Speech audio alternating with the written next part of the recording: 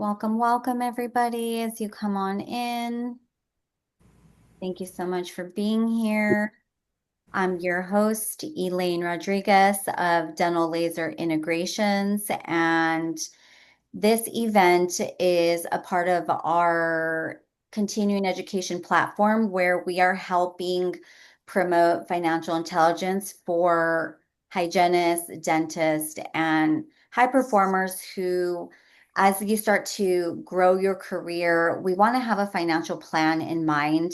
We want to start with the end in mind.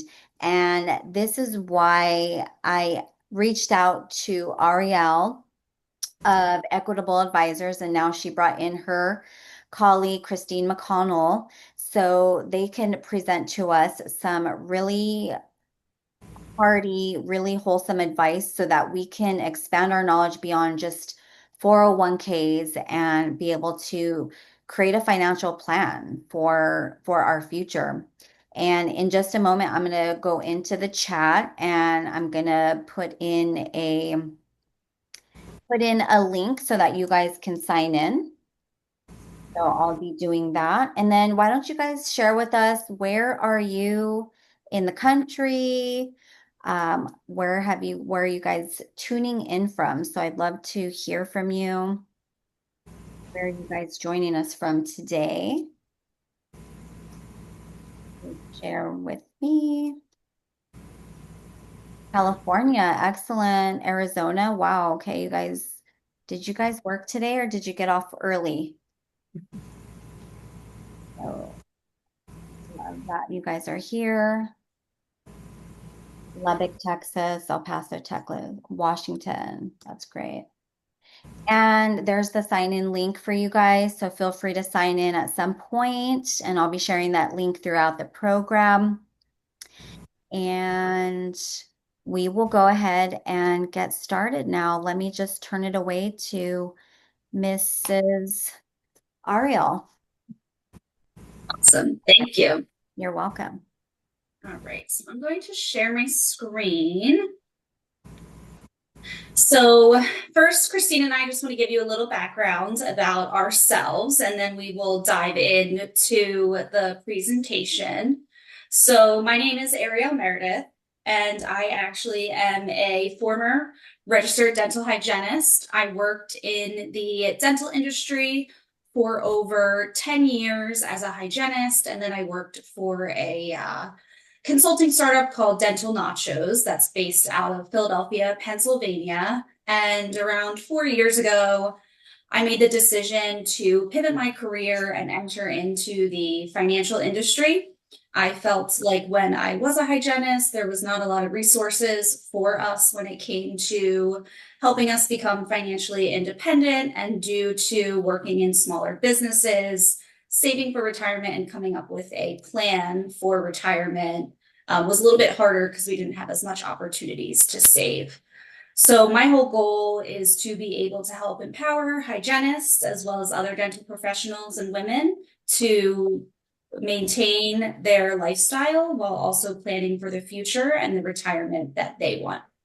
And then I was lucky enough to be partnered with Kristeen, and I will let Kristeen introduce herself. She's been a great partner, and our partnership has been pretty successful so far.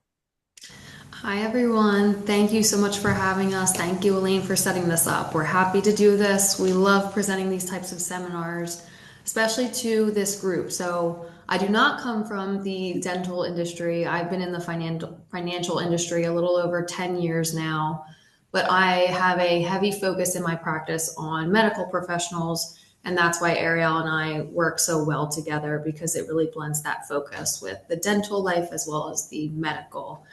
So we have spent some years building our practice together. There's always the notion of, I wish somebody told me this. I wish I learned this in school. So we're trying to get ahead of that. We're trying to get in front of more and more folks just like yourselves, where you are busy with your careers, but we want to make sure you take some time to also put a financial plan in place. And usually the first question people have is, where do I start? So that's what we're going to go over today, and not just getting started, but what the next steps after that look like for you as well. So we'll jump in. We have two different segments, so we'll give you guys a break in between. First, we're going to start off with our Building Wealth 101 segment, and then we'll move on to the second part of our series, Wealth Planning 201. So this is our smart money moves for dental professionals. So Ariel, I will kick it back to you to get us started. Yes. So a little bit about our organization. Kristeen and I are physically based out of Philadelphia, Pennsylvania. We do work with individuals nationwide, thanks to great tools like Zoom and Teams. And we hang our license at Carbarth Associates, which is right in the suburbs of Philadelphia. And we are in alliance with The Equitable. The Equitable actually is endorsed by the ADA for retirement planning. I know that's separate from the ADHA. And we have over, just in our branch alone, 300 financial professionals. We help service over 120 households and have around 15 billion in assets under management at the firm. We like to consider ourselves comprehensive financial planners. So we take a look at the full picture of your financial plan to make sure that you have all of your bases covered. If they are not covered, our job is to point out any red flags in these areas to help come up with a plan so that it doesn't derail you from reaching your goals. So we're able to help individuals with financial statements, reviewing what's coming into the bank account, what's leaving the bank account, making sure every dollar has a home, and if not, where's the best place for that dollar. We can help with some income tax strategies. We are not accountants, so we cannot do your taxes, but we're able to help you be really efficient with the different tax buckets that are out there. We help with saving for purchases in the future. If you're looking to buy a home, a new car, if you are looking to invest in yourself with continuing education and wanting to take CE courses, we can help plan around saving for that. We help with asset location and allocation. So making sure that your assets are working efficiently, as well as making sure that they're in the right buckets that you have. Obviously, planning for retirement is a big one, helping with education and planning for cost of education for your children, helping with estate analysis, and then of course, your biggest asset, which is yourself, making sure that you're protected with the risk management. So we are going to touch on all of these areas today and why it's important for your financial plan. So before we dive into everything, we always like to go over the hierarchy of financial needs. So just like every house needs a solid foundation, we want to make sure that your financial plan has a solid foundation. So there's an order in which you want to make sure you're starting to set up your plan.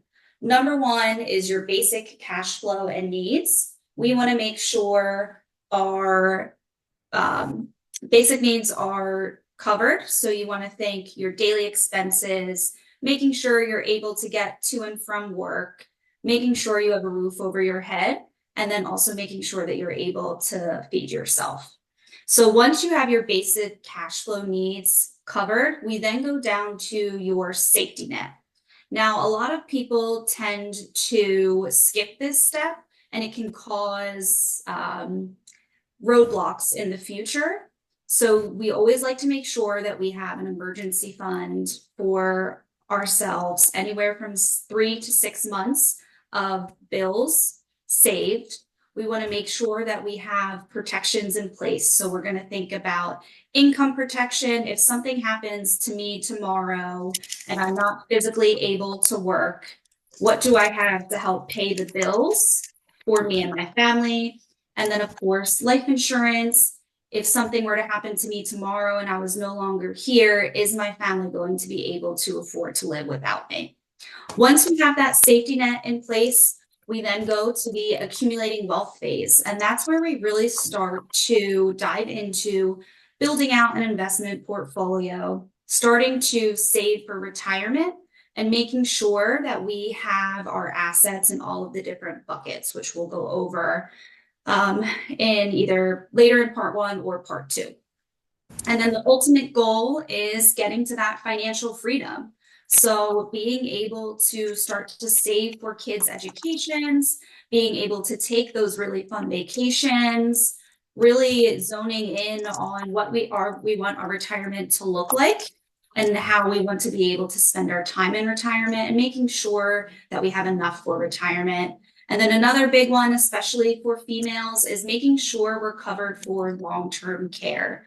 Females generally are the caretakers of their families. We take care of everyone, and we need to make sure when we get older, we're going to be taken care of. And eventually we also have the legacy planning. So if you end up, leaving the hygiene world and becoming a business owner of any sort, or if there's any business owners on here now, what's the plan for when you retire or when you pass away? We help with tax planning to make sure you're able to control the tax bracket that you're in retirement. And then, of course, planning for estate planning and transferring of wealth. All right, Ariel, I'm just going to pause you really quick. I just want to make sure the group can see our slides. So if anyone can just type in the chat real quick, give us a yes that you can. That would be great. You never know these days with technology. Okay, thank you, Samantha. All right, Ariel, I can take over here and jump into our building your investment portfolio. Okay, so we want to get started with our investments. What exactly does that look like? So we'll kind of walk through. All right, we know that you are probably in a position where you can cover those daily expenses, right? And now we have to think through those next steps of that financial pyramid.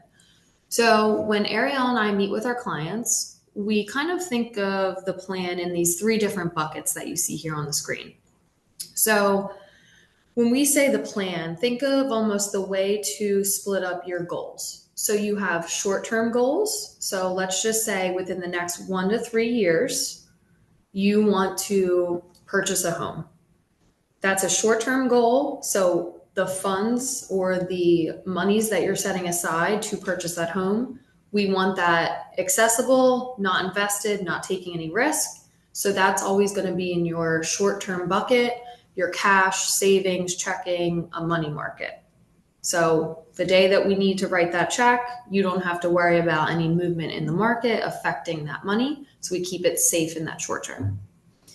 And then what a lot of people do is they kind of skip over this midterm bucket. So let's say anything past 3 years, maybe you have a 10-year goal of purchasing another home for real estate. Maybe that's something you want to do on the side, or you and your spouse get involved in, what have you. So let's say that's kind of our midterm goal in life. Well, what a lot of people kind of aren't sure what to do, they just think I'll keep saving in cash and I'll use that. But the unfortunate thing is that inflation will actually start to basically devalue your cash or your savings. So what you want to do is have those monies, anything that you need from, let's say, the 3 to 15 year mark in a midterm bucket where it's invested. And we'll talk a little bit more about how it's invested, but it's at least working harder for you than sitting in savings. And now the long term, which everyone, we know about retirement. So that's probably years away for most of us on the call. So that's where we can invest a little differently, knowing that we're not going to access those funds for maybe 15, 20 plus years.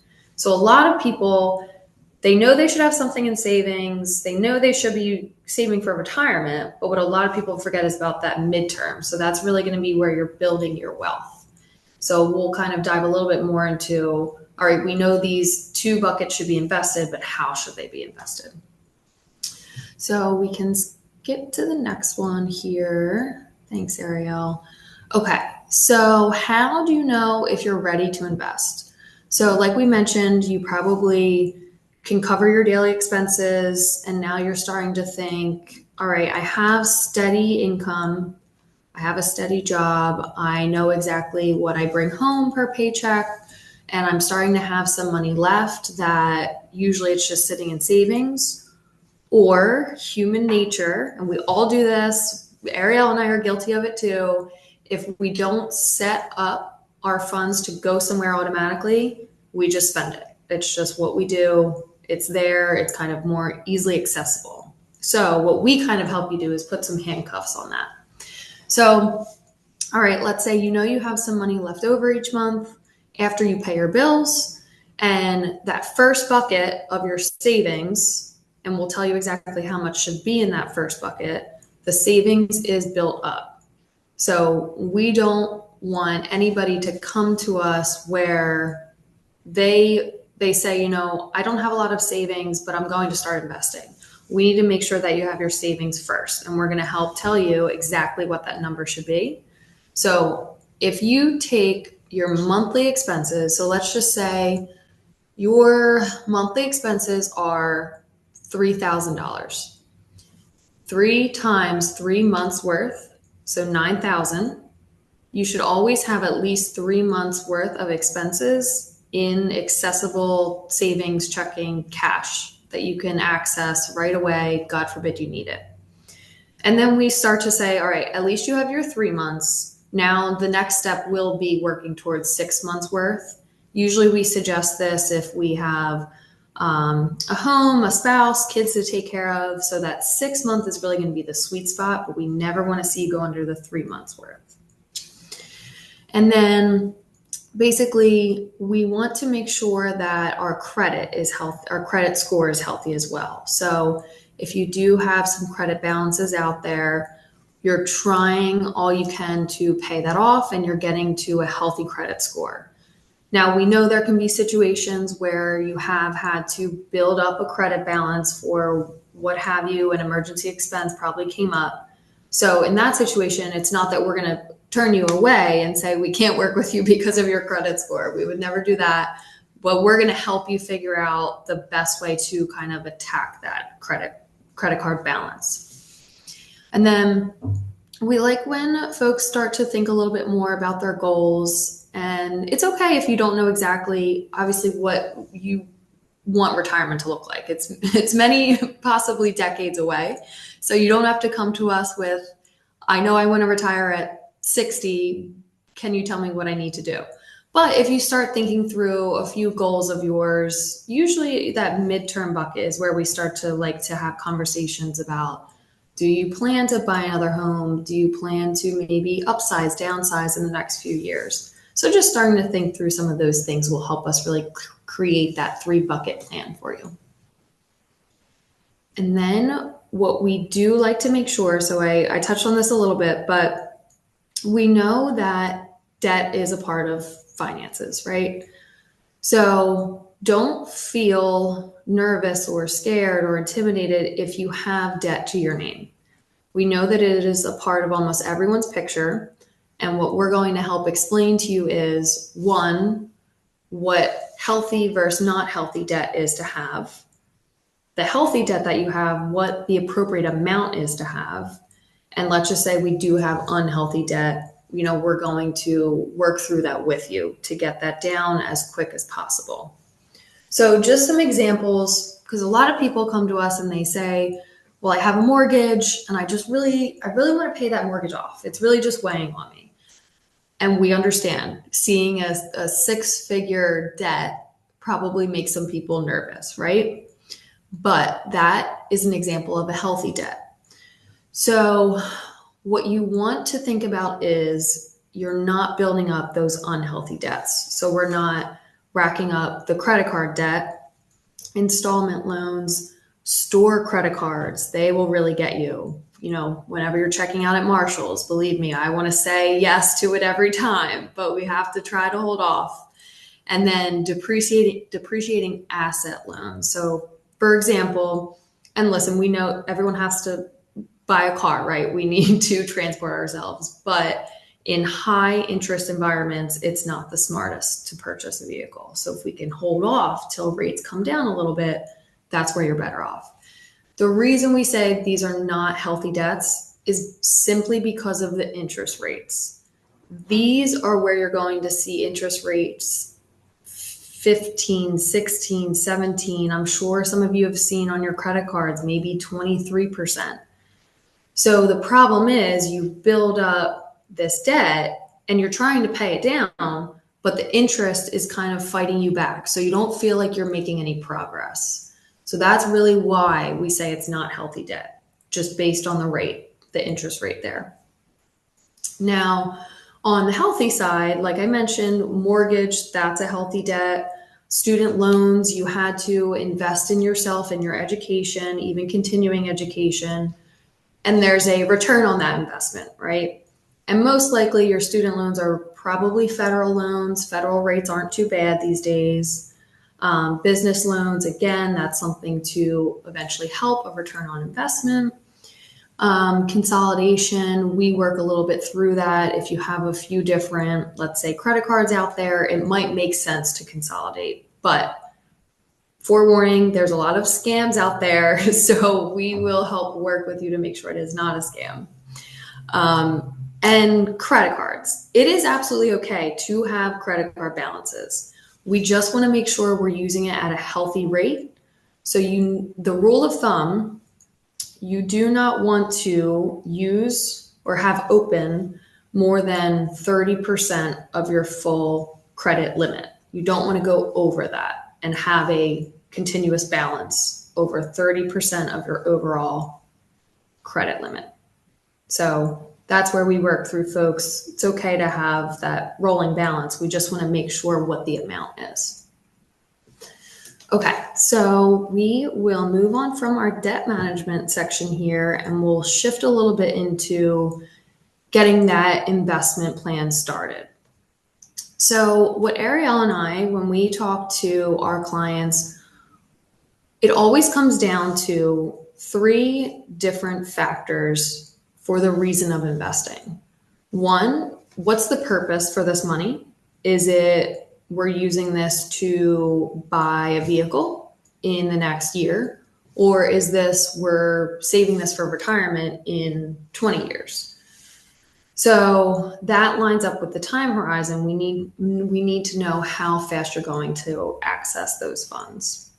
And then lastly, risk tolerance. So your feelings towards investing. And we'll educate you a little bit more so you feel a little bit more confident about it. But we never want to make someone feel uncomfortable with the risk that they're taking in the market. If they feel it's a little too much, maybe you're just not an aggressive person per nature, but we'll help you kind of feel what that sweet spot is. So that's where we really start to put together the portfolio design. And let's say you tell us, well, I'm usually like a middle of the road. I don't really like to take too much risk, but I want some growth. So we're going to start to look through our portfolios. And if we were to break it down a little bit more, you'll kind of see in these pie charts here, okay, well, if you're, that middle of the road, let's say in equities, maybe we want 70%, but 20% fixed income. Those are more safer type of investments. And then we always like to leave a little room for cash in case we need to make some changes in our investments within a few days. So it'll all depend on how you feel towards that risk. And that's where we're going to show basically that stock to bond ratio for you and how we think that's appropriate given your situation. So for example, when it's longer term funds like retirement, we can be more aggressive because you have so much time to kind of follow the ups and downs of the market. Whereas it's something that you might want to pull it back out in 5 years for something, well, we probably shouldn't take as much risk. We do want some growth. We want to beat inflation, right? But we don't need to go all the way over to the right. So we'll kind of pull it back a little bit. And it's never set in stone. So over the years, these can change and we can tilt everything depending on what the situation is, how old we're getting, and what the purpose of those funds are. So once we decide on those factors, we dive a little bit into diversification. So I'm sure everyone has heard you don't want to put all of your eggs in one basket. So that is absolutely true on a few levels for us. So I'm sure this colorful chart is waking some folks up. So what we always like to talk about is asset allocation. So first things first, we never like to specifically invest in one company. So let's say Tesla, right? For the most part, Tesla has been a solid performing company, maybe until recent. So what happens is there's drama out there in the news, and then what happens to the stock price? It drops, right? So we don't want to put you in just one company and think, well, it should do good, it should do well over time. But there's going to be times where something happens to that company and you're going to see a huge drop very quickly. So what we do is we take a bunch of companies and we invest in a mutual fund or an index fund. So just think that's a basket of a ton of different companies within that one fund. And there's a fund manager. And if one of those companies doesn't do so well, they either remove them or they kind of tilt back on how much they're invested in that company, in that fund. So you have that layer of diversification. Then our colorful bright box here, what we like to do is invest in different asset classes as well. So for example, let's just say somebody wanted to invest in real estate investments, right? So if you take a look at we can look at 2015, kind of right in the middle there. So in the year of 2015, real estate investments, they did the best. They came out as the winner on top, right? But then 2016, well, we kind of dropped to the almost middle there. 2017, we dropped a little bit more. 2020 wasn't the best for all, but we came out last. So what we do here, instead of sticking you into one type of asset class, we use all asset classes. So instead of you feeling this jump and then decrease and then huge jump and decrease each year, and you're kind of feeling like this is a roller coaster, Ariel and Kristeen, I can't take this anymore, it's too stressful. So we use all of these asset classes. So you have your small companies, your large companies, your real estate, your fixed income, and we blend it all into one. And that's why you see in this chart in the middle here, those white boxes with the black line, that is a blend of all of them in one balanced portfolio. And we smooth out that ride for you. So every year we're touching base and we're explaining, the large companies did do better this year, but we don't know how they're going to do next year. So we even it out and maybe we tilt a little bit here and there, but we never want to stick with just one. So you kind of have those two layers of diversification, the mutual and index funds, and then all the asset classes as well. Okay, so to go a little bit deeper, we always like to remind folks that we don't want to panic. Even if you do see a change in your investment, it's absolutely natural. We've seen it in the history of the market before, and we'll show you it a little bit more tonight. But the worst thing that we can see people do is when the market drops, they panic and they pull their money out. Rather than just riding it out, they basically panicked, accepted that loss, pulled their money out. And what this chart is showing you, if somebody initially invested $10,000 back in 1980, this is the chart line goes from 1980 to 2020. So they invested the 10,000. The first person stayed invested all days. They followed the ups and downs of the market over those 40 years. And their 10,000 grew to 697,000 and some change. if you were to panic and pull out and miss just 5 days out of the year, 5 of the best days of the market out of the year, you would have lost 265,000. That's how we're reading that second bar there. So it's a pretty large loss because we panicked and got nervous.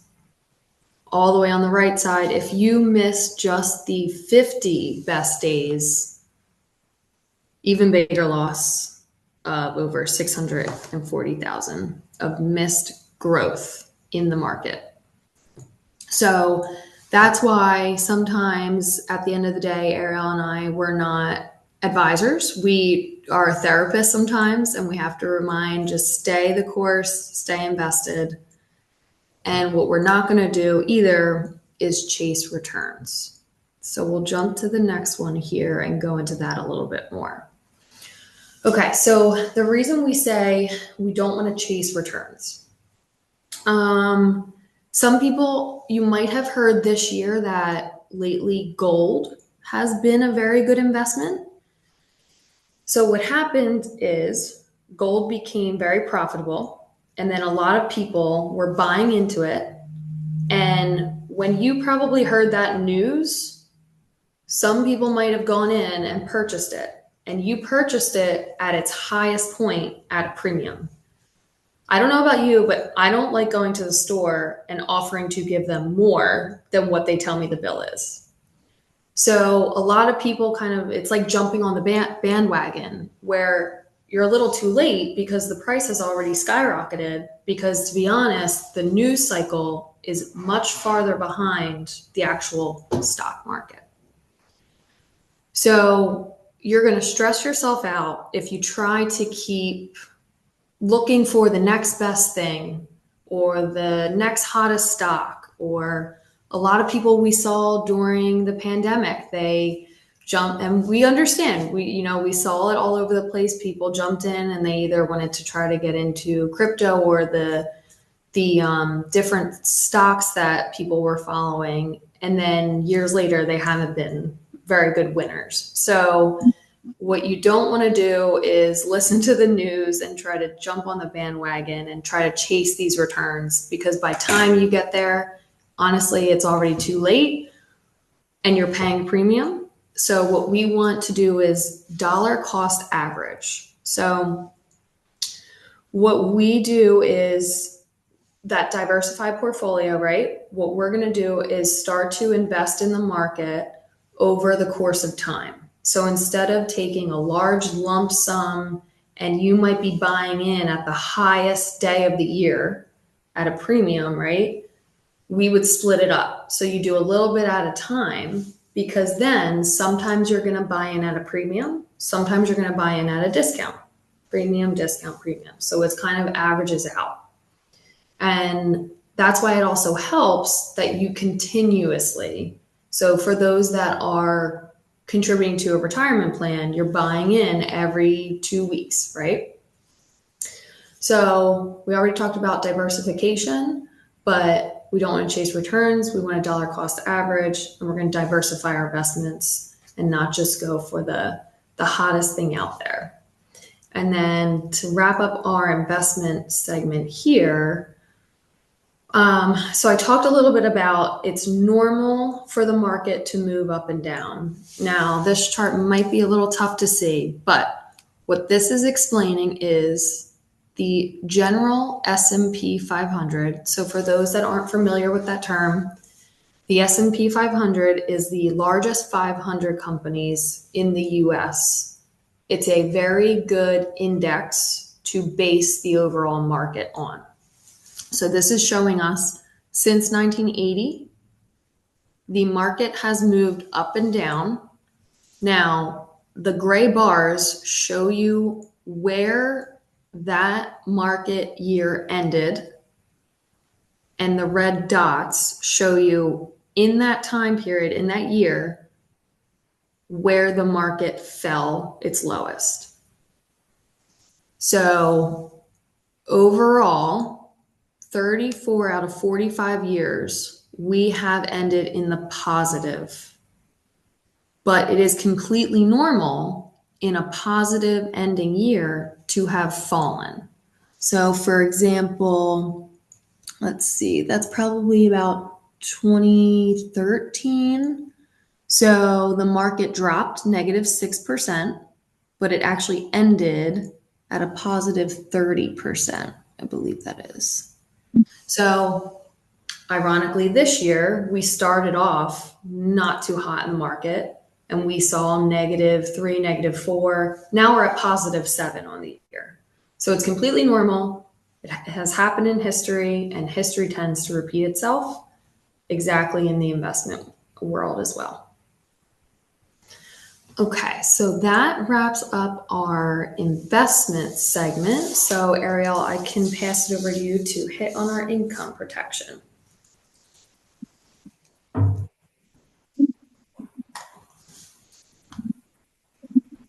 Oh, Ariel, I think I lost your sound, unless it's just me.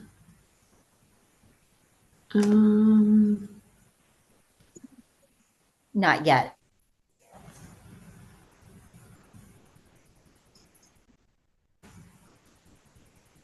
And then in the meanwhile, while Ariel is just plugging back in, I want to just check in with everybody. How's everybody enjoying the information so far?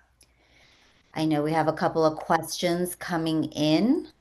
Oh, good. Get a Awesome. message from you guys on the chat. Just let me know you guys are enjoying it. Thumbs up if it's helpful, if it's educational, because we are all here for a financial education tonight. I would love to see that. And then also do make sure that you guys are signing in. Can you hear me now? Yes. Okay. Perfect. All right. So did we have some questions in the chat? Yes, I guess, what we could do, when we wrap up this segment, we could do a couple questions and then we'll do Okay. some more questions at the end. Great.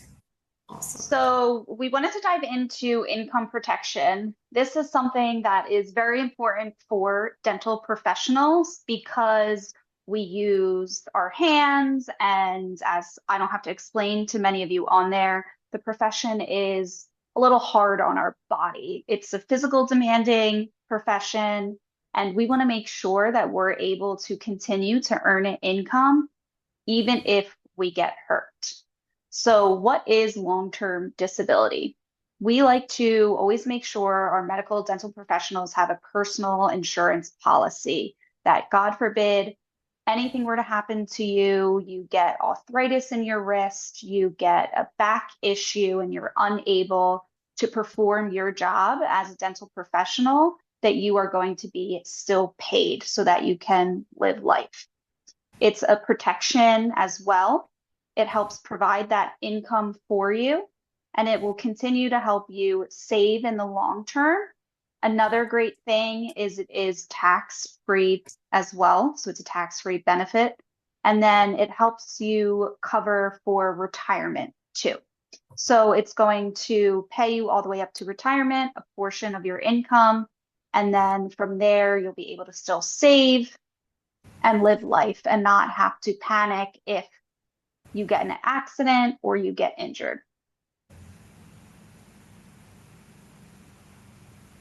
And then, why do you need long-term care, long-term disability insurance? Again, like I said, you want to be able to generate income for yourself. Just because you get hurt and you're not getting a paycheck anymore doesn't mean the bills aren't going to continue to come. Not only that, but it doesn't mean your mortgage isn't going to have to get paid. It doesn't mean your rent's not going to have to get paid. And it doesn't mean any student loans aren't going to have to be paid. All of those things are still going to have to be paid, even if you don't have an income. So we need to make sure that you have something in place to protect you and be able to pay your bills. Like I mentioned, and you all know, it is a very, very physical, demanding job. Another thing is, at the end of the day, we insure our car, we insure our house in case anything were to happen to them. Why wouldn't we insure ourselves? And then this is a very interesting stat. So just over 1 in 4 individuals will become disabled in their 20s, and they will not be able to work till full retirement age. So it is more common than you think. And, getting in accidents isn't the only culprit. Back injuries, wrist injuries, cancer, heart disease, Parkinson's, anything like that can really affect how you're able to work when it comes to your career. And then some of the leading causes of disability are muscle and bone disorders, neoplasm, injuries, mental disorders, cardiovascular, and then there's other ways to get injured as well. We know with the dental professional, a lot of us, again, can have back pain, neck pain, arthritis, wrist pain, so we need to make sure that we're covered. And then when it comes to planning for, your policy, how do you know which policy to get? And that's where we really come in. What's great about disability insurance is there are a lot of different features that you're able to add on if you want. They do come with a cost, but some of the riders are own occupation. So what does that mean? You want to make sure when you're applying for a disability policy that you have the own occupation rider, because what that means is if you get injured as a hygienist and you cannot be a hygienist, but you're able to do something else and you don't have the own occupation rider, you won't be covered. So you always want to make sure it's specific to your occupation, where if you cannot be a dental hygienist, the insurance company is going to pay you X, Y, Z. And then you could always, do consulting, but still get paid that disability. Future insurability. So a lot of times what happens is individuals will get this when they're in school, or dentists will get it in residency. And the best time to get it is when you're younger, because you can lock in that insurability and potentially add some on in the future when you're earning more. Then there is residual coverage, and then also student loan debt coverage. So a great rider. It's a big issue nowadays is the student loans. You want to make sure you're able to pay them. So there's a rider that you can add on that will help cover the cost of X amount of dollars in student loan debt to help you make sure that you can pay that down too. And then the best time to get insurance is today, because you're never going to be as young as you are today or as healthy you are today. So it's best to get coverage when you're younger, when you're healthier. There's no income bias, which is also great. And then if there are a group of you in an office who all want to get disability, there are discounts that you can get as well. And now I will hand it over to Kristeen to kind of hone in on saving for retirement. All right, so if we jump into that, let's say that long-term bucket. So retirement is probably something that is on our mind, but we don't necessarily know, are we saving the right amount? I'm not sure what age I want to retire, but what am I going to look like in the future? So first things first, we want to go over the different ways that you can save. And some of you might have access to some of these, maybe it's not fitting for your situation. So it is different for everybody. But the first thing that you want to take advantage of, if this is available through your employer, is the 401k. So a portion of your paycheck can automatically be contributed to your 401k, and you can decide how much you contribute. And that's where Ariel and I work with folks on how much, one, we help you with your budget and how much can you afford to contribute.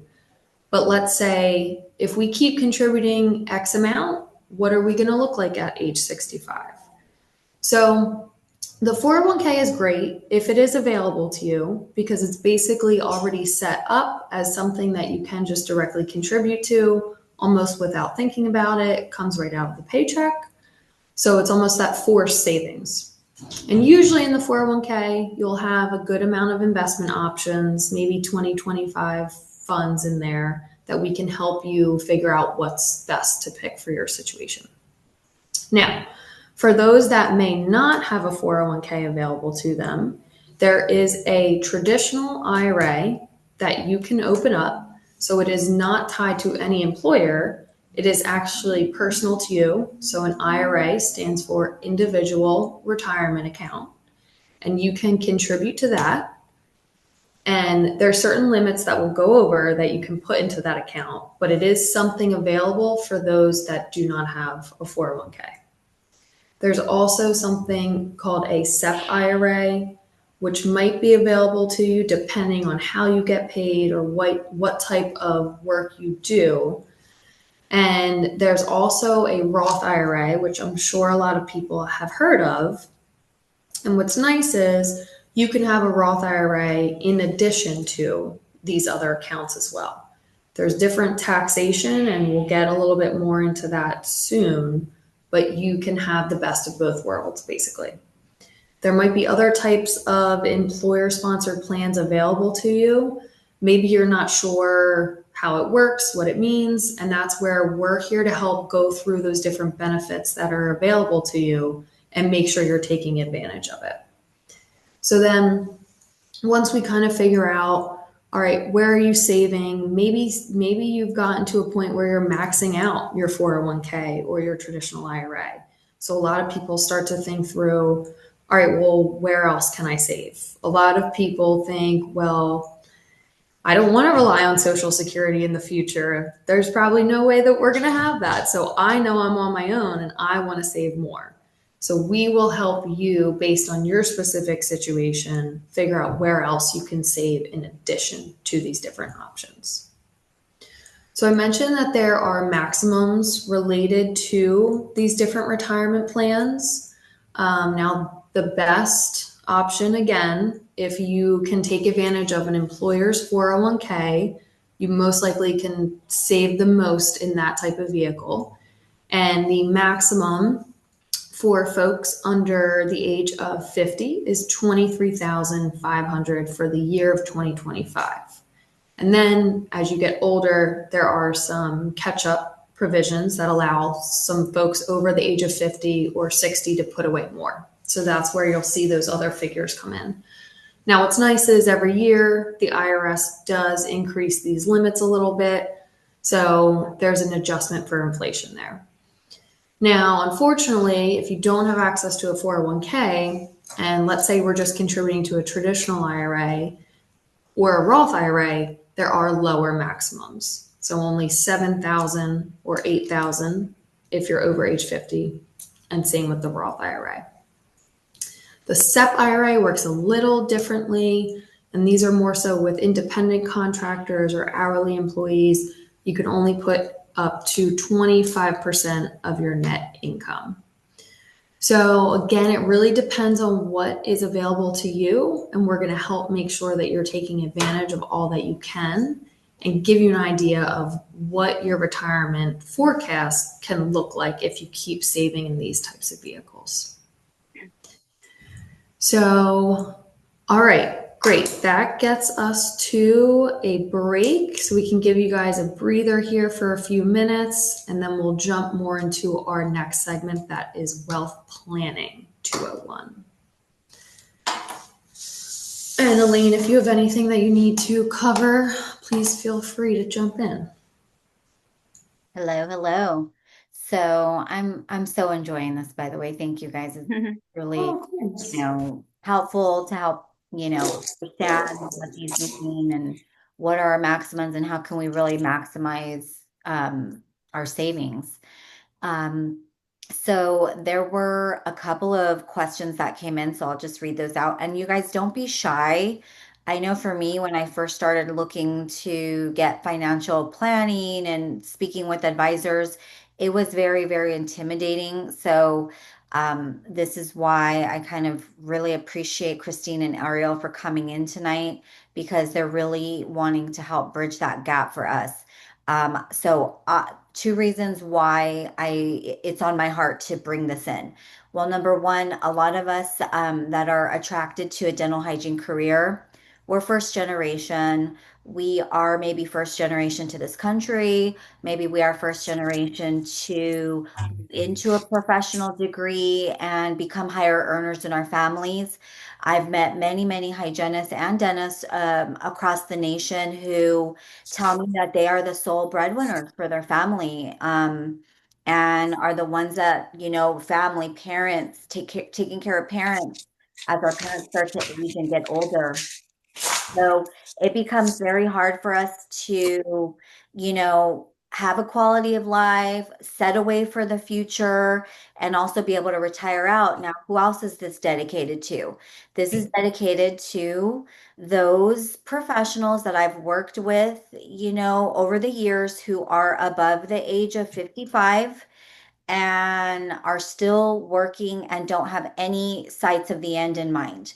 I've met professionals as mature as 65 years old that are still working full time and still are not quite ready to retire. And so this, program is really dedicated to those, who want to not who want to start with the end in mind, which is very healthy way to approach, our career.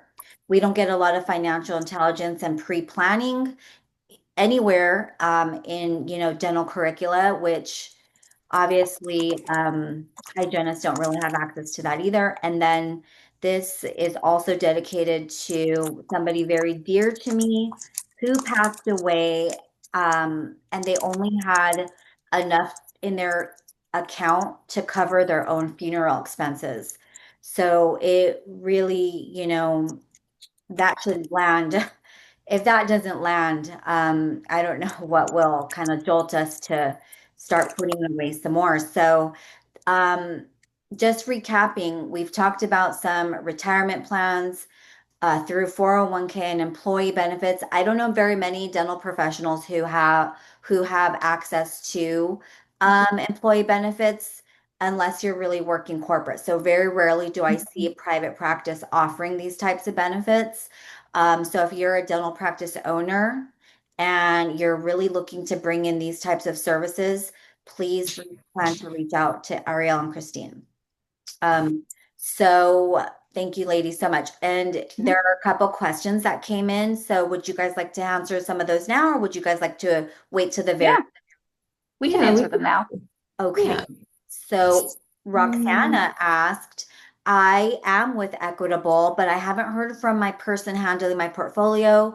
Is it possible to change? Yes.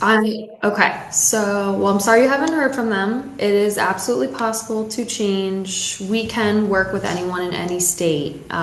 So we will be able to track down your portfolio and then give you some guidance from there. Yes. Good question. I have a question to piggyback off of that. So, Mhm. how often, like as we pursue this relationship with our financial advisor, how often should we be checking in? How should we be checking in? Do you guys send reports? Like, what is Great. the relationship like? Good Yeah. question. So we like to check in with our clients, have an actual review meeting at least twice a year. Now, Just like your cleanings. that's a good way to put Sorry, it. your profies, your profies. So at least twice a year, we like to review with our clients. Now, we're absolutely available beyond that. So we always make our calendar available. You can always schedule a time. Just maybe it's a quick 15-minute check-in that you saw something on the news, you had questions about. We're here to explain it. As far as reports coming out, what our clients usually have set up is statements that can either be mailed or emailed to you on usually a quarterly basis. So I'd say personally, you can maybe check in, log on maybe once a quarter. We say don't drive yourselves crazy and check it every day because you're gonna fixate over it. You're gonna drive yourself crazy. So maybe once a quarter is a good time to take a look at it. If you have questions, that's why we're here. But at least we will actively reach out to touch in twice a year. Mhm. Okay, And then also on top of that, you'll have our direct email and our direct phone line. You're never going to have to call a 1-800 number. very good. That's awesome to know. Next question is from Catherine. Can you collect long-term disability even if you switch careers after an injury? That is a great question. And that goes back to the riders associated with your policy. That's why it's really important when you're shopping for disability policies to always make sure you have the own occupation rider. Because if you have that rider, then the answer is yes. If you do not have that rider, correct me if I'm wrong, Kristeen, the answer is no. Correct. Okay. And piggybacking off that question, is there a way to retroactively claim that disability if I've since canceled the policy? With cancellations, some companies might have a window. They may say if you canceled within the last 30 to 60 to maybe 90 days, but every disability carrier out there is different. So we would have to look at the specifics of the policy and reach out to that specific provider. But it is always worth asking. Yes, with disability insurance policies, we always like to say it's the devil in the details. So that's why it's really important to meet with a professional who does disability policies all day long to make sure that you are picking the right policy for yourself. I don't see any other pending questions in the chat, so I'll let you guys go on and continue. Thank you, guys. Awesome. Thank you. Okay. All right. Well, I hope everybody did get a quick break, drink water before we hit you with the T word. And I promise we won't go too much into taxes or into numbers or tax bills or anything like that. We'll keep it high level. So obviously a part of finances and overall income planning and budgeting is taxes, because who's enjoying those paychecks with you? Uncle Sam. So what we like to work with people on, and just like I really harped on the idea of diversification in your investments, we also have to think about diversification in taxes. So when I say that, think of, we always go through our bucket analogies, tax buckets. So whenever you have any type of investment, there is always one of three ways it can be taxed. So what we'll do is start here in the bottom left, which most people are familiar with. It's tax shelter. So let's say you contribute to a 401k at work, or you put some money into a traditional IRA. That is what's known as pre-tax funds. So you contribute to it. It helps lower your income, but you haven't paid taxes on those dollars yet. Then what a lot of people think is taxable. So maybe that's not a retirement account. Maybe you just opened a general investment, a brokerage account, started putting some money into a Vanguard account, a mutual fund there. And the way that works is you invest in there. Let's say you put in $10, it grew to 20, and you go in there and you sell. You have a profit of $10, right? There is taxation associated, which are called capital gains taxes on that profit.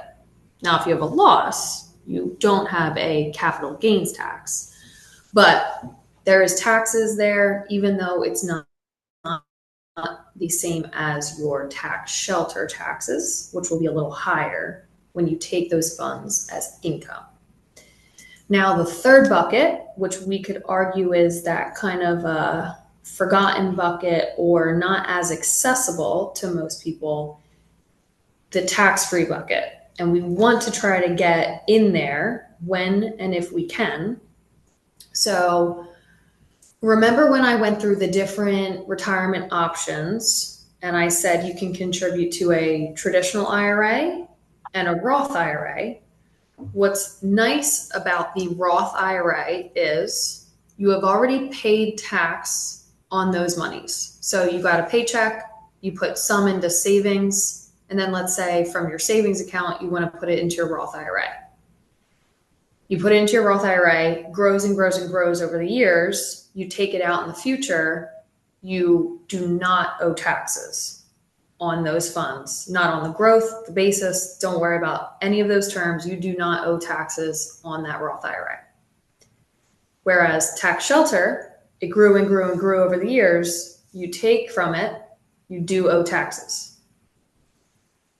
Roth IRAs are great. One, if you can contribute to them.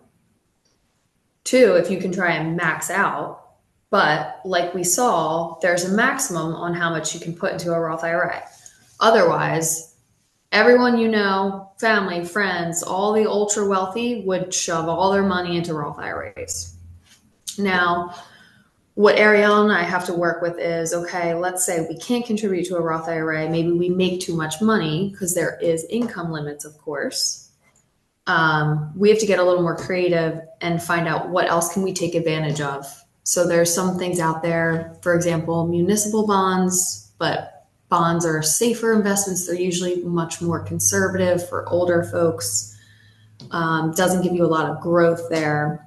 And the last piece, and we'll dive a little bit more into this, is using life insurance, not because you need it necessarily for the protection piece that Ariel covered, but because we want to take advantage of the taxation around life insurance, which is actually very tax friendly.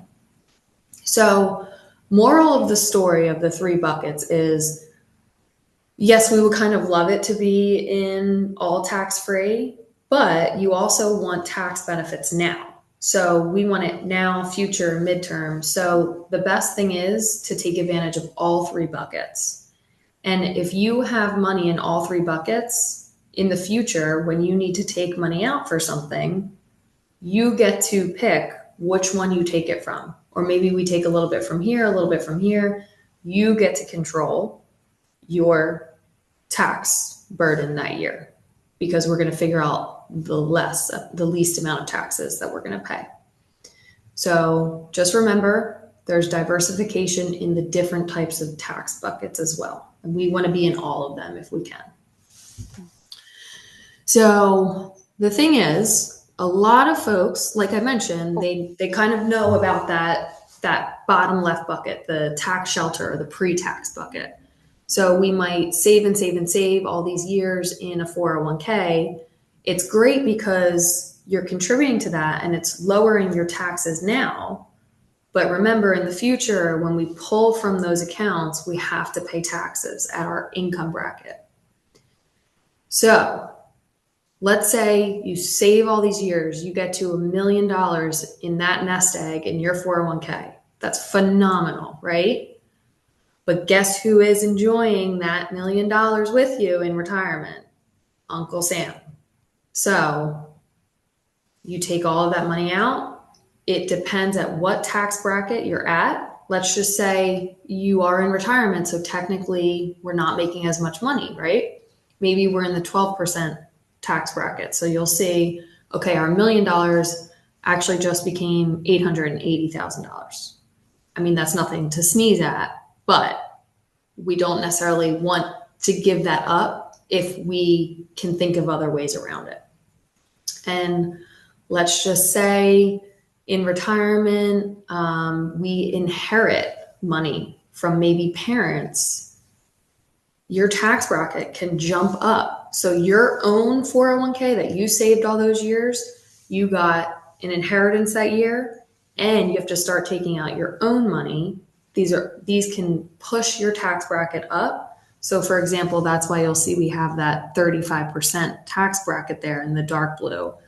And unfortunately, your $1 million just became $650,000. So we hate to see that happen to anybody. So we're going to try to work with you to figure out how can we take advantage of tax deductions today, but also have that tax-free in the future. And not just in retirement accounts, other types of accounts that you can access in that middle bucket, right? That middle term. So believe me, we are on your side. We are not on the side of Uncle Sam. Mm-hmm. All right, so to kind of wrap up our tax discussion here, a lot of the times you might hear advisors or just investment terms, it's all about asset allocation. That bright, colorful chart that I talked about, it was all about different asset classes, right? So you want to have your diversification of different types of companies and funds and assets, but also location wise. So where are we locating the income that we need to take? Is it which tax bucket? So diversification on very many levels, and that's what we work with to be the most efficient on both sides of the investment side and the taxation side. All right, I hope that wasn't too much in the tax section for this time of day for everyone. So I will hand it over to Ariel to jump a little bit more into our life protection. Awesome, thank you. So when we think about life protection, we're thinking about life insurance. This is, again, a key part of the financial security portion of your plan.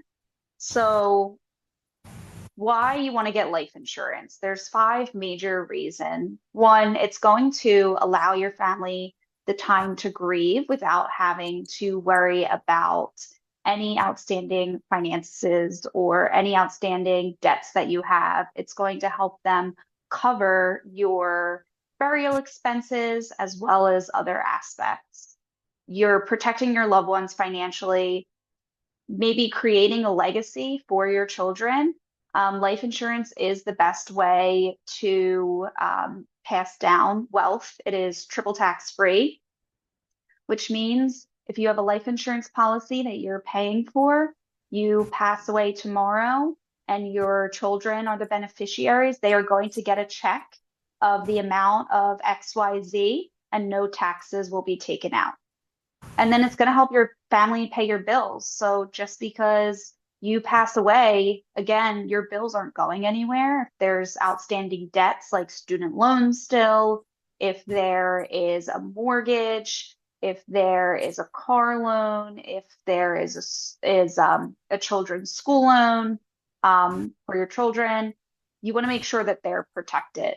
And then also just making sure that you are still able to help your children with their dreams. So carving out a portion in the fund for potential education for them in the future. So life insurance is really about how you want to provide and protect your family. God forbid you leave this earth before you thought you were going to. And then just to touch base, I know Kristeen mentioned the cash value life insurance. So there are 2 different types of life insurance out there. There is term insurance and permanent insurance. So when you think term insurance, think of it like you're renting a car instead of buying a car, or I should say leasing a car instead of buying a car. You're paying into something, but eventually, you're going to give it back. And then when permanent insurance, it's something that's going to last your whole life. We usually, for younger families starting off, always recommend term insurance just because it is the cheaper option and you can get a larger amount of coverage for a cheaper dollar amount. All right. And then another aspect we really want to think about for our future selves is long-term care and what is our plan for long-term care. So we mentioned this in the beginning. At the end of the day, women are generally the key caretakers. We usually are the ones taking care of our parents. We are taking care of our spouses. We're taking care of our kids. And we are the last people to be taken care of. So we want to make sure that we are covered in the long term. I'm sure there are a few of you on here now who are dealing with aging parents and realizing how costly it is to implement long-term care for them if you are unable to do it. Because a lot of the times nowadays, it's hard for children to take care of their parents, to take care of their kids, and to work full time. So how can we prevent our kids from having to do the same thing? Healthcare is actually your biggest cost in retirement. A lot of people probably think it is your bills, but it's actually healthcare. And then an average couple needs approximately around $300,000 for healthcare expenses in retirement. And as I mentioned, females are 54% likely to end up living past age 90. That is the one thing that we get. We have a longer life expectancy, which is a great thing, but it can also cause some issues in our financial plan if we're not ready to take care of that. And then there is also a 46% chance that at least one member of the couple will end up living to 95. And then this is a stat that I actually, when doing some research on this, found, which I thought was pretty powerful. It's a lot of people think, I don't need long-term care insurance. Why would I need it? But it actually is a study that 7 in 10 people will end up needing long-term care. So we want to make sure that we're putting protection into place to make sure that our kids will not be burdened with having to care for us while also caring for their kids and also working full time. And I'll add there, Ariel, a lot of folks think when we say long-term care, it means you're fully going into a nursing home. Honestly, for the most part, it doesn't look like that, actually. It is mostly, we see a lot of people want to stay in their own homes, but they want to be able to maybe build a ramp, buy a wheelchair, or they have to make modifications, or they want to hire a part-term nurse. So that's where we focus a little bit more on long-term care type of expenses, not planning to pay for a nursing facility. Mm-hmm. Yes, exactly. All right. And so now we have kind of a little bit of video that we're going to show of, going through the process and going through a case study with you of younger clients that we have.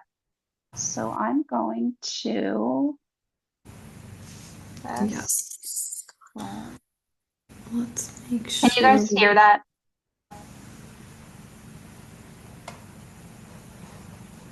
I think we'll have to hear any sound with that. No sounds? Okay, let me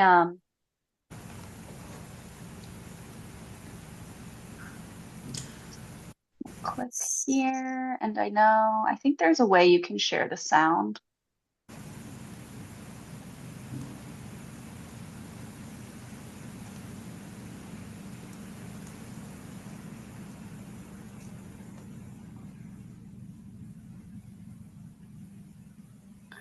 So while Ariel's pulling that up, what you guys will see in the video is if you were to work with an advisor with our team, this is kind of what the process will look like.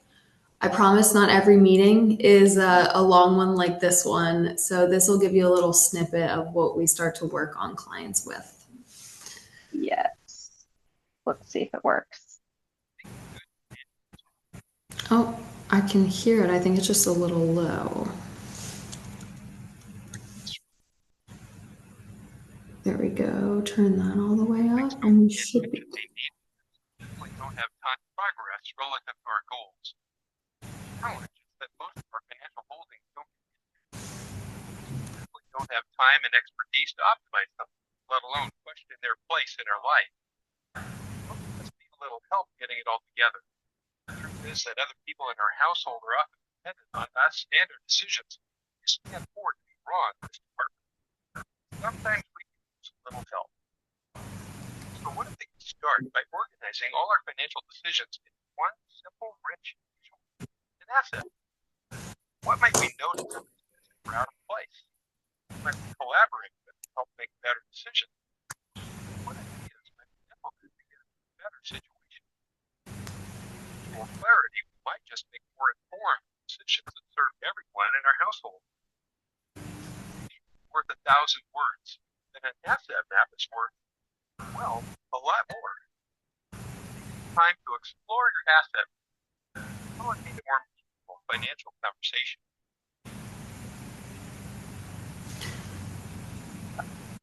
Okay. All right, so what the video walked through was what we would build out for everyone. So a lot of the times, and Elaine, you kind of pointed this out as well. Sometimes people are a little nervous to speak with a financial advisor. And a lot of the times the process is going through just numbers and it's daunting and it takes a long time. And let's say we put together a plan for you that's 100 pages long of numbers and percentages and taxes. Nobody wants to read that. We understand completely. So we want to simplify it for you. So what we build out, we use this tool called Asset Map. So we take some time in our initial meetings and we want to understand the full picture for you. So a little bit how we alluded to this in the beginning, we are holistic financial planners. Yes, we can manage an investment account for you, but what we like to do is take a look at the full picture, and the way that we get to see this full picture basically is building this out as almost like a financial x-ray. So we sit down together and we walk through different items. So starting at the top in the blue boxes on both sides of the couples, left and right, you'll see their incomes there. So we'll have our incomes if there's part-time income as well. So that's how we get an idea of what the total household income is there. So you're seeing here this couple here in their early mid-30s, Mr. and Mrs. Sample, and Mr. Sample making about $64,000 plus does some coaching on the side. Mrs. Sample is our hygienist and she's making just about $82,000 per year. So then from there, we talk a little bit more about, all right, what are our assets that we have? So you'll see in the red boxes on either side are our retirement accounts. So Mr. Sample has a Roth IRA out there, but again, he's capped at how much he can contribute to that. And then he is actively contributing to a retirement account that his employer offers there at the school district. And then Mrs. Sample, in her situation, unfortunately, the employer does not have a 401k. So she's contributing to a traditional IRA. And again, there's a maximum to that. So our goal is to find out what are the balances in our current retirement accounts? What are we also contributing? Are we contributing on a weekly, bi-weekly, monthly basis? Or are we waiting till the end of the year and just putting in a lump sum? And if you remember, that's something that we wanted to avoid. We want to do it continuously to dollar cost average. So then we also work through, do we have any debts out there? So you'll see on both sides, we actually have student loans. So Mr. Sample here, he has all of his student loans are federal loans, a little over $48,000. And then Mrs. Sample, she has both private and federal loans there. And we work to understand what are the interest rates, what are those monthly payments that we're making, are we overpaying, should we not be overpaying? And then in the bottom, you'll see the joint assets. So they have a savings account at the bank, about $18,000, and we'll work to understand, are you getting any interest on your current savings account, or is it worth looking at a high yield savings at maybe another provider?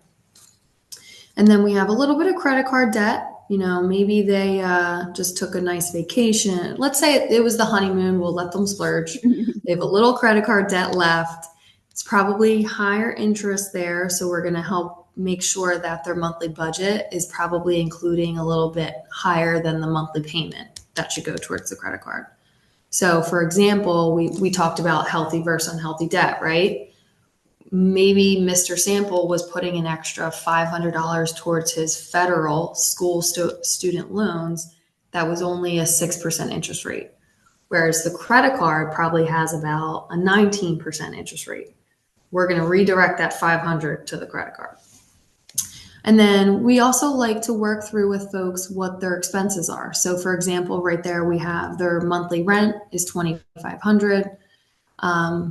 We will not make you go through a budget worksheet every time we speak, but we are going to work through a little bit more of what's coming in the door on a monthly basis after taxes and what's going out the door.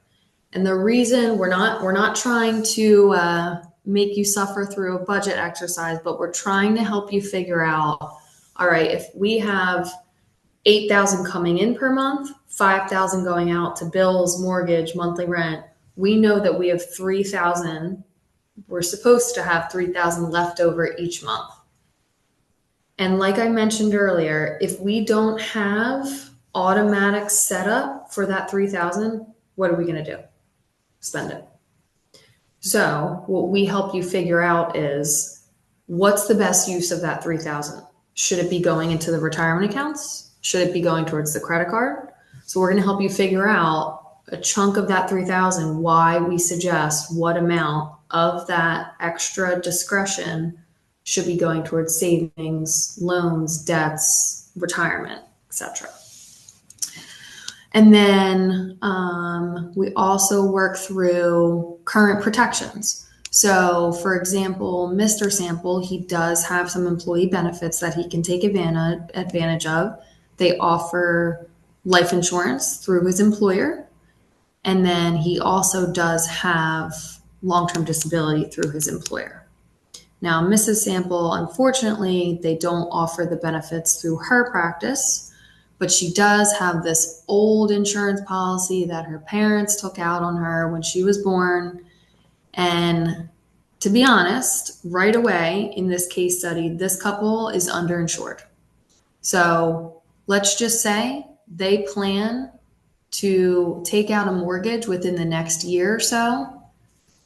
We know the cost of houses these days. So let's say that mortgage is $300,000. God forbid something happens to one person in this couple. That mortgage is really going to be a burden on the other alone. $10,000 is not going to put a dent in that 300,000, nor will the 60,000. So we really have to make sure that we do have enough coverage. But this is our x-ray. This is where Ariel and I kind of gather all the information with you. We get to see everything. We keep it simple. Whenever we meet with our clients and review, we update all of these numbers together. And honestly, it's incredible with even just a few years, how different we see these asset maps change. And the first time when we do go through it and get all the details, we actually do compare it to going to the dentist. That not everyone loves to do it. And you might not look forward to it the first time, but you leave and you feel great. You feel organized, clean. So that's what we sometimes compare. The first meeting is going to be the bulk of just getting everything out and getting organized. Then from there, what we do is jump in. So we jump into the analysis behind everything. So now let's say you've told us your goals. Maybe you have aggressive goals of retiring by a certain age. You want, you know you want long-term disability, but you're not sure how much you need or what it's supposed to do. We talked a little bit more about how life insurance is very important, but how much is more important. So we're going to help figure this out. So initially, we run our diagnostic tests, and it kind of tells us almost like a progress bar.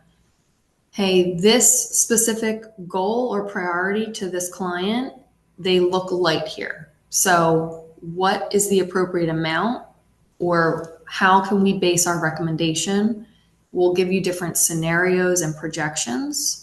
So that's going to really help us see, okay, where are our gaps and how can we best fill those gaps? What can we do to make these progress bars look a little better for you? And then every time we get back together and we review and we update our numbers, we have our findings where it's kind of that initial, traffic light, red, green, yellow. Does it jump out to us right away and we need to take care of it now? It's kind of a suggestion based on the financial pyramid that, hey, we know that this couple does not have life insurance. It's blinking red. That is something that they might be saving for retirement and they look great, but God forbid something happens to one of these couples, that retirement picture looks very different. So initially we look at those findings and we'll bring it up to you that, hey, this is something we feel is really important to cover. This other topic, we can push it off. For example, long-term disability, you're still young, you're in your 30s, early 40s. We don't need to talk about that yet. We'll come back to that in the future. Or let's say you've done a great job. You have 6 months worth of your monthly expenses in liquid cash savings. So we got the green light there, and that means we can dive a little bit more into investments. We have our savings. Now let's make our cash work harder for us. So these are really kind of the different tests and analysis that we run for clients. And that's where we really dive into the recommendations that we'll come back to you with. And we're going to tell you exactly, if we make these little changes, what it'll look like for you in the future. So Ariel, if we jump to our treatment plan, that's where we come back together after working through the asset map, gaining all of the details, understanding what's important to you and your family, not just now in the next few years, but that midterm and that future. And then we're going to come back with our treatment plan. So we'll have different recommendations. And this does not mean that you need to implement all of these same day. It's something that we can work through over the next couple months, a year or two, but this is going to be what we start off with in our plan to help those progress bars look better for you in the long run. So we will plan out, for example, let's say we do have extra dollars per month. Okay, well, we're going to suggest that both of you increase the contributions to your retirement plan. Let's strive for 10% of your income now going to retirement. Or we don't have any life insurance. This is the exact amount that we suggest based on your priorities and what you would like to cover. And this is what it can cost you. Or disability. We know that it's important to your type of career. We need to be able to protect you, but let's go out to all of the different disability carriers out there. We'll come back and present, let's say 2 to 3 of the best companies and offers. And hey, let's implement this policy going forward. Make sure we have all of the correct details and riders in there. So that's really just a breakdown of each of the different sections, but we don't want anyone to feel overwhelmed. So that's not why we're going to say you have to do it all right away. We're going to work together to work through the treatment plan. All right, so I think we're almost coming up to the end here. So Ariel, I can pass it over to you to kind of go through our wrap up here. Yes. So we always say now's the best time to take action. You're never going to be as young as you are today. So there are 3 different ways that you're able to try to start to implement your own financial plan. You can do it yourself, consult with someone local in the area, or you're able to schedule a time to connect with us. What's great is our process is a 5-step process. The first 3 steps are 100% confidential. So we like to do 30-minute consultation. Our whole goal is to help create an asset map for you and develop a customized plan that fits your needs and your goals. And then from there, it's up to you if you wanted to move forward with it, or if you want to take it and do it on your own. You're more than, running out of words. It's 9 p.m. on the East Coast, so we are hitting our limit. You're able to act on it on your own. And then, like Kristeen mentioned, we like to connect with our clients every 6 months to stay up to date with them, as well as update them on, what's going on in the market, what's going on in their plans, and kind of be like your accountability buddy to make sure that you are taking the action that you need to take to help reach your goals as fast as possible. So that is what we had for today. We have our information up here. And then we also, if you wanted to schedule one of those complimentary consultations with us, you're more than, oh my gosh, you are able to scan the code and it'll take you to a link. You fill out a little questionnaire and then you'll be able to schedule some time with us. Yes. So, like Ariel mentioned, it is complimentary, and initially it'll just take some time to build out that asset map together, but we will present those recommendations at no cost, and you are absolutely welcome to take a few of them, or maybe one or two, or maybe we revisit in 6 months. So it all depends on your specific situation, but we still welcome you to take advantage of the complimentary and confidential offer. Mm-hmm. And then we also just wanted to answer any questions, anything that we didn't cover, anything you wanted to hear a little more about. We wanted to leave some time for those. And I just shared the link to their calendar link. So if you guys want to go ahead and copy that and maybe text it to yourselves and save it. Also, please share their contact information and share this information with anybody you love, any of your colleagues that weren't able to make it tonight. What type of professionals do you guys work with? Great question. So we do work with medical dental professionals. And then we also, both of us also have a niche in helping females.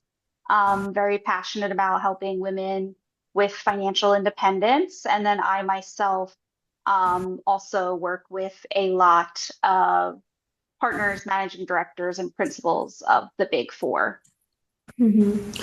And just to give you guys an idea, it's not that you have to wait till you're close to retirement age. We like to work with all ages. So a lot of the times we'll see some of the bigger investment firms will say you have to have a minimum of $50,000 to invest with us.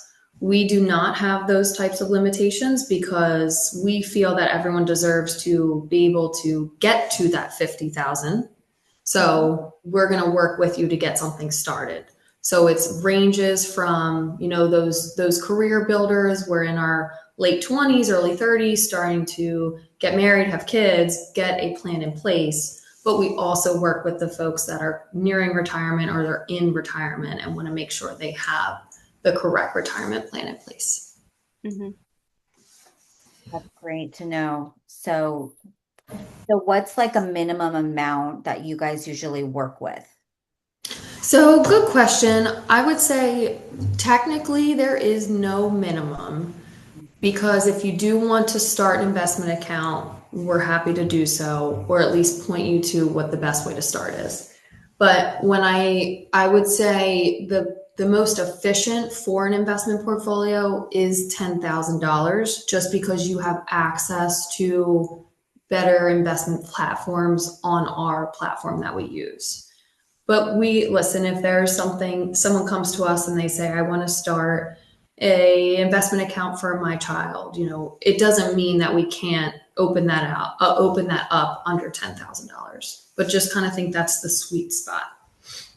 Good. Okay. So if we schedule for the assessment, what paperwork or info do we need to have on hand prior to your virtual meeting? Great question. So in our initial meeting, we usually just take maybe 10-15 minutes just to introduce ourselves, get to know you a little bit more. So you don't necessarily have to bring anything with you at that point. From there, we'll schedule another time where we really dive into that asset map. And that's where, and we'll send you everything in advance. And it's kind of a list of just try to have statements or have a balance in mind. You don't have to send us anything in advance. But some people, it's funny, they have their Excel spreadsheet and they know all the balances and they come to the first meeting prepared, but don't feel that you need to come to the first conversation with anything or everything. Yeah. And another thing we do is we'll send a secure link, and that link will prompt you to a questionnaire. And you'll be able to fill out that questionnaire that'll build the stick figure version of that asset map that usually we'll just have people do before the second time we meet. Very nice. I know for me, once I started working with a planner to really secure my future, and really start allocating, like I love how you guys take the approach of don't wait till the end of the year to put a little lump sum here and there in whichever bucket you're focusing on. It's really important to meet with somebody so that you guys can start to figure out where you can carve out and what percentages so that you're not financially stressed, throughout, the year, but also you're building and you're getting that compound wealth at the end, that you're going to be able to tap into.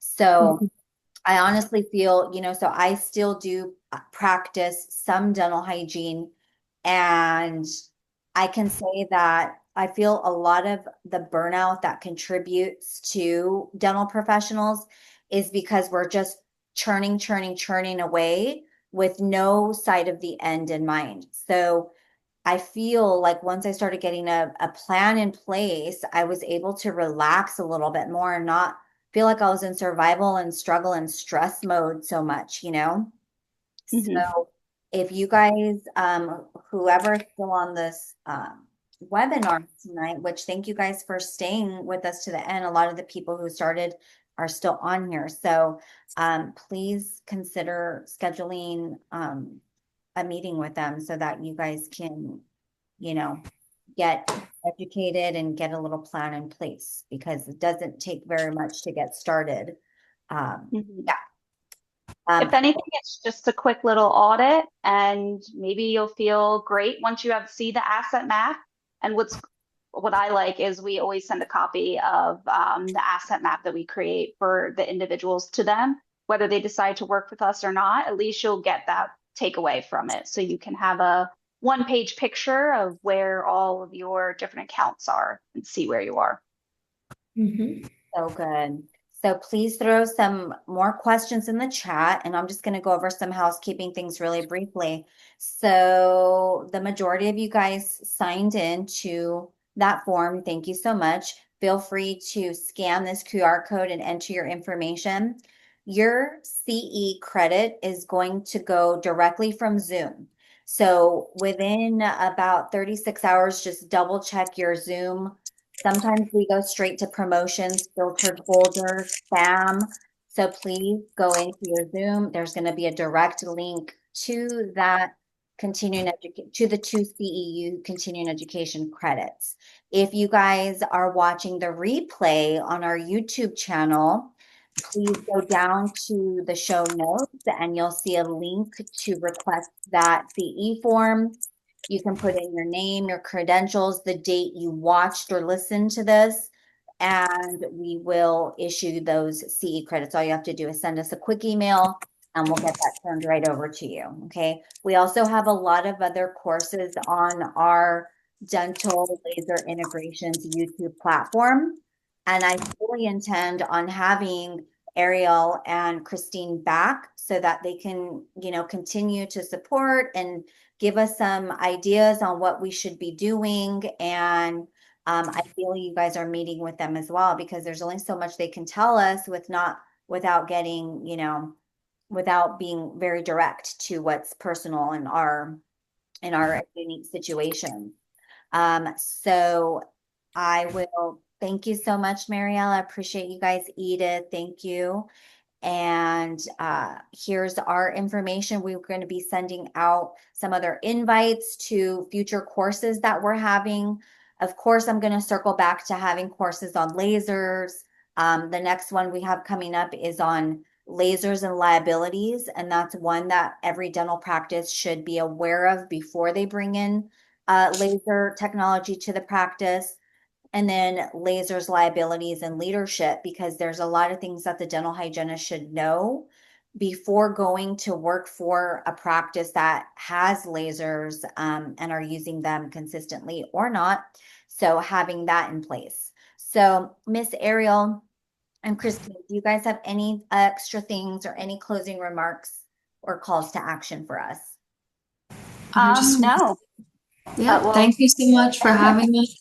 And everyone's a trooper for hanging in with us on this. We know it's a heavy topic, and we promise we won't throw it all on you in our discussions. But thank you so yeah. much for sticking with us. And there are no dumb questions. So if you want to, email us, use our numbers to text us, we're always happy to answer any questions that you have. And we just encourage you to set up a time to do an asset map too. And how much time does that take usually, ladies? And there's people from all, parts of the country here tonight. So Mhm. do you guys usually work on East Coast hours? Is there time that they can schedule? Yeah, so we're flexible. We can work our evening hours, West Coast hours. So we set up our calendars where, whatever is the best time for them and they can work around that. And if a time doesn't work with the link, they can always email us directly. I think we both have clients all the way on the West Coast, so we're used to working some late evenings. Yes, yes. And thank you, ladies, so much again for just giving us your time and your expertise and just supporting us. Thank you, thank you. Yeah, of course. Of course, thank you for having us. All right. So if there's no more questions, we'll be wrapping it up here. We'll stay on for maybe another minute or so and see if there's anything that's coming in.